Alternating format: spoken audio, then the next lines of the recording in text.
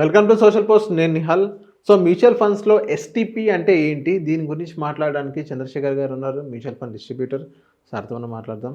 Hello sir, welcome to social post. Sir, ఇప్పుడు mutual ఫండ్స్లో STP అంటే ఏంటి సార్, అది దేనికి యూజ్ చేస్తారు? సార్, మ్యూచువల్ ఫండ్స్లో మనం బేసిక్గా మాట్లాడుకునేది మూడు సార్. ఎస్ఐపి, ఓకే, తర్వాత లంసమ్, తర్వాత ఎస్డబ్ల్యూపి ఎక్కువ వింటుంటాం. సో ఇవాళ నేనేమనుకున్నానంటే ఒక ఎస్టీపీ కాన్సెప్ట్ ఎలాగ వర్క్ అవుతుంది మ్యూచువల్ ఫండ్స్లో, ఎవరికి ఉపయోగపడుతుంది అనేది మాట్లాడదాం.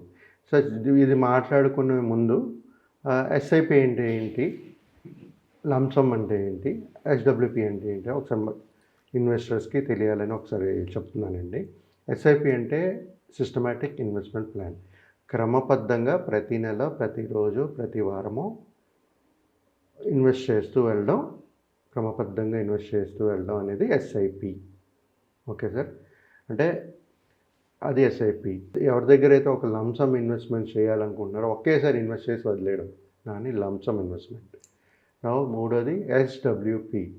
ఎస్డబ్ల్యూపి ఇన్వెస్ట్మెంట్ కాదు సార్, సిస్టమాటిక్ విత్డ్రావల్ ప్లాన్. అంటే మనం పెట్టిన పెట్టుబడి ఆల్రెడీ ఇన్వెస్ట్ చేసిన అమౌంట్ నుంచి క్రమబద్ధంగా ప్రతీ నెల ఎంతో కొంత అమౌంట్ తీసుకోవడం, అంటే ప్యాసివ్ ఇన్కమ్ క్రియేట్ చేసుకుంటూ తీసుకోవడం. సో ఈ త్రీ కాన్సెప్ట్స్ అందరికీ క్లియర్ అనుకుంటున్నానండి. ఇప్పుడు మన ఫోర్త్ కాన్సెప్ట్ ఏంటంటే STP, okay, systematic transfer plan. ఎవరైతే లంసమ్ ఇన్వెస్ట్మెంట్ చేయాలనుకుంటున్నారో వాళ్ళకి ఈ ఎస్టిపి అనే కాన్సెప్ట్ సూటబుల్ అవుతుంది. ఎప్పుడు సూటబుల్ అవుతుంది అనేది మనం మాట్లాడదాం. సిస్టమాటిక్ ట్రాన్స్ఫర్ ప్లాన్ అంటే క్రమబద్ధంగా ఒక దగ్గర నుంచి ఇంకో దగ్గరికి ట్రాన్స్ఫర్ చేయడం. సో అది ఎక్కడి నుంచి ఎక్కడికి ట్రాన్స్ఫర్ చేయడం అనేది మనం మాట్లాడదాం. సార్, ఇప్పుడు ఇందాక మనం మాట్లాడుకున్నట్టుగా మార్కెట్ హై వాల్యుయేషన్స్లో ఉన్నాయి, మార్కెట్ వాలటైల్గా ఉందని చెప్పాను, కరెక్ట్. సో ఇలాంటి సిచ్యువేషన్స్లో మనం ఏం చేయాలంటే ఎవరైతే లంసమ్ ఇన్వెస్ట్మెంట్స్ చేయాలనుకుంటున్నారో వాళ్ళు ఆ లంసమ్ అమౌంట్ని ఒక లిక్విడ్ ఫండ్లో పార్క్ చేసుకోవాలి. లిక్విడ్ ఫండ్లో పార్క్ చేసుకుంటూ అక్కడి నుంచి ఒక ఈక్విటీ ఫండ్కి ఎస్టీపీ చేసుకోవాలి. సిస్టమాటిక్ ట్రాన్స్ఫర్ ప్లాన్ అంటే ఒక లిక్విడ్ ఫండ్లో ఫర్ ఎగ్జాంపుల్ ఒక 50 lakhs మీరు ఇన్వెస్ట్ చేద్దాం అనుకుంటున్నారు, కానీ మార్కెట్ వాలటైల్గా ఉంది. సో మీరు ఏం చేస్తారంటే ఒక లిక్విడ్ ఫండ్లో ఒక ఏఎంసీలో ఏఎంసీ మ్యూచువల్ ఫండ్ ఈక్విటీ ఫండ్లో ఇన్వెస్ట్ చేయాలనుకుంటున్నారో అదే ఏఎంసీలో ఒక లిక్విడ్ ఫండ్లో పెట్టాలి. పెట్టిన తర్వాత అక్కడి నుంచి ఎస్టీపీ ఇనిషియేట్ చేసుకోవాలి. ట్రాన్సాక్షన్ ఇనిషియేట్ చేసుకునేటప్పుడు ఫర్ ఎగ్జాంపుల్ ఆ 50 లక్షల్లో ప్రతి నెల ఒక 10,000 చొప్పున 20,000 చొప్పున ఎస్టీపీ పెట్టుకుంటూ పోతే ఎంతో సమయంలో మొత్తం క్లియర్ అయిపోతుంది. లిక్విడ్ ఫండ్లు ఇంకేం ఉండదు.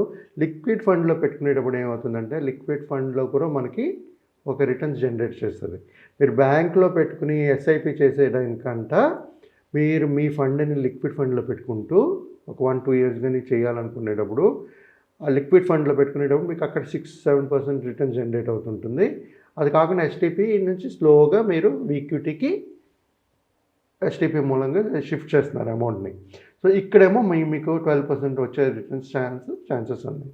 సో వాలటైల్ మార్కెట్ ఉండేటప్పుడు ఈ ఎస్టీపీ అనేది వండర్ చేస్తుంది. It's wonderful concept, right sir Nil గారు. సో ఇక్కడ ఏంటంటే డ్యూయల్ బెనిఫిట్స్. ఒకటి లిక్విడ్ ఫండ్లో పెడతారు, లేదా డెబ్ ఫండ్లో పెడితే అక్కడ రిటర్న్స్ వస్తున్నాయి. అక్కడ మళ్ళీ ఈక్విటీలో ఏదైతే ఎస్టీపీ చేస్తానో అక్కడ 12% వస్తుంది. సో మీకు బ్యాంక్లో సేవింగ్స్ అకౌంట్లో పెట్టుకుంటే ఏమి రాదు కదా. సో ఇక్కడ డ్యూయల్ బెనిఫిట్స్ కూడా ఉంటాయి. ఈ ఎస్టీపీ చేయడం వల్ల రూపీ కాస్ట్ యావరేజింగ్ అవుతుంటుంది. నేను చెప్పాను కదా సార్, ఇందాక మార్కెట్ వాలటైల్గా ఉంటుంది, అప్స్ అండ్ డౌన్స్ ఉంటాయి. సో మన ఎస్ఐపి వేసినా కాస్ట్ యావరేజింగ్ అవుతుంటుంది. అదేవిధంగా లిక్విడ్ ఫండ్ నుంచి మనం ఈక్విటీ ఫండ్ మారుస్తున్నాం. సో అక్కడ కూడా మనం ఎప్పుడైతే మార్కెట్ కరెక్షన్స్ కానీ పడేటప్పుడు మనకి నెంబర్ ఆఫ్ యూనిట్స్ ఎక్కువ వస్తాయి, లెస్సర్ అనేది. సో కాస్ట్ యావరేజింగ్ అనేది అవుతూ ఉంటుంది. తర్వాత సార్ ఇంకోటి ఏంటంటే ఏదైతే మీరు జనరల్గా ఈ లంసమ్ అమౌంట్లు ఉంటుందో కొంతమంది అలాగే పెట్టించుకుంటారు, అసలు ఇన్వెస్ట్ కూడా చేయరు, ఎఫ్డీలు చేయరు, ఏం చేయరు. కానీ ఇక్కడ మీరు 2 డ్యూల్ బెనిఫిట్స్ వస్తున్నాయి. ప్లస్ మీకు ఇందాక మాట్లాడుకున్నట్టుగా ఇది మన బ్యాంక్లో ఉంటే రిస్క్ లేదనుకుంటారు చాలామంది. మనకు కవరేజ్ ఒకవేళ బ్యాంక్ కానీ క్లోజ్ చేస్తే 5 లక్షల వరకే వస్తాయి. ఇక్కడైతే రొటేషన్ కూడా ఉంటుంది. మనకు ఆ రిస్క్ అనేది చాలా తక్కువ ఉంటుంది. సో సో రిస్క్ ఉంటుంది, రిస్క్ తక్కువ ఉంటుంది, కానీ పోయే ఛాన్సెస్ ఉండవు. తగ్గే ఛాన్సెస్ ఉంటాయి కానీ పోయే ఛాన్సెస్ ఉండవు. సో ఈ విధంగా మనం ఇన్వెస్ట్ చేసుకుంటూ పోవాలి. దీంట్లో ఇంకోటి ఇంపార్టెంట్ ఏంటంటే పోర్ట్ఫోలియో రీబ్యాలెన్సింగ్. ఓకే. మన ఎందుకంటే మార్కెట్ ఇవాళ ఒకలాగా ఉంటుంది, 2-3 ఇయర్స్ తర్వాత ఇంకోలాగా ఉంటుంది. మనం ఇప్పుడు మార్కెట్ వాలటైల్గా ఉంటుందని చెప్పి మన లిక్విడ్ ఫండ్లో పెట్టి ఈక్విటీకి మారుస్తున్నాము. లేదు, మనం 2 ఇయర్స్ అనుకుందాం. ఫర్ ఎగ్జాంపుల్ 2 ఇయర్స్లో మనం ఈ 50 lakhsని ఎస్టీపీ చేసి ఈక్విటీ ఫండ్ మార్చాలి అనుకుంటున్నాం. కానీ మనం 1 ఇయర్ తర్వాత మనకు మార్కెట్స్ బాగా పర్ఫామ్ చేయడం మొదలెట్టింది. అప్పుడు డిసిషన్ అప్పుడు వెంటనే తీసుకోవాలి. ఓకే. ఎందుకంటే అప్పుడు ఒకేసారి మనం మార్చవచ్చు, ఈక్విటీకి మార్చుకోవాల్సి వస్తుంది. అది పోర్ట్ఫోలియో రీబ్యాలెన్సింగ్ అంటారు. అంటే ఓవరాల్గా మనం మాట్లాడుకుంటే ఏదైతే ఫండ్స్ చేస్తున్నాయి, ఏదైతే బాగా చేయట్లేదు, పర్ఫార్మెన్స్ చూసుకుంటూ పోర్ట్ఫోలియో రీబ్యాలెన్సింగ్ చేయాలి. అంటే ఎప్పుడు పడితే అప్పుడు మనం మార్చుకోవచ్చా సార్? మనం మార్చుకోవచ్చు కానీ ఫ్రీక్వెంట్గా మార్చకూడదు. ఎందుకంటే ఎప్పుడైనా సరే mutual funds long term strategy అంటాం కదా సార్, ఒక రివ్యూ అయితే ఎవ్రీ ఇయర్ ఒకసారి చూసుకోవచ్చు. కానీ పోర్ట్ఫోలియో రీబ్యాలెన్స్ కనీసం ఒక 3 years ఇవ్వాలి. ఇస్తేనే, ఎందుకంటే అప్స్ అండ్ డౌన్స్ ఉంటాయి. ఇప్పుడు నేను మాట్లాడినట్టుగా 1-2 years 0 రిటర్న్స్ వచ్చే ఛాన్సెస్ కూడా ఉంటాయి. సో మీరు 2 yearsకే మళ్ళీ మార్చేస్తుంటే ఎలాగవుతుంది? సో అట్లీస్ట్ 3 to 5 years మనం ఉంచాలి. అప్పుడే మనకి ఎలా పర్ఫామ్ చేస్తుంది అనేది క్లారిటీ వస్తుంది.